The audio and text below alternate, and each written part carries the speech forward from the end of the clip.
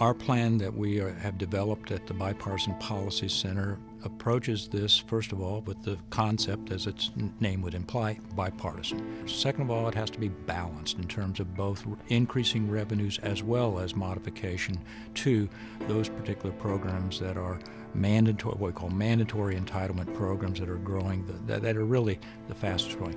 Finally, it also addresses it in the context of, for economic growth, all those beneficial, reducing the debt in the long term.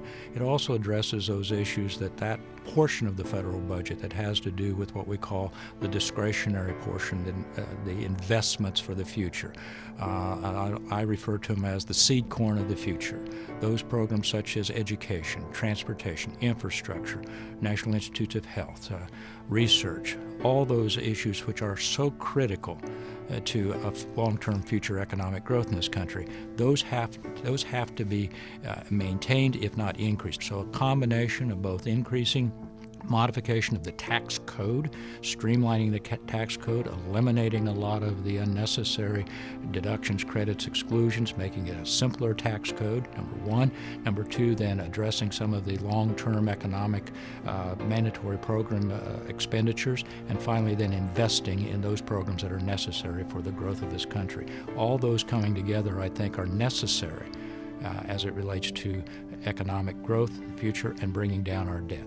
And if there was an agreement to solve this problem, I think that would send a major signal to the markets and to the country and to the electorate out there that Washington can work together to find solutions to a very difficult problem. That has a positive effect both from an economic perspective, but also just a psychological effect that government can work to address one of its major problems that it's been unable to address in the last many years. In the long term, the American public, and particularly those who are paying and those who are receiving, recognize that for the long-term future of their children, their grandchildren, the future of this country lies in a budget that is centrist in going forward and trying to address these problems.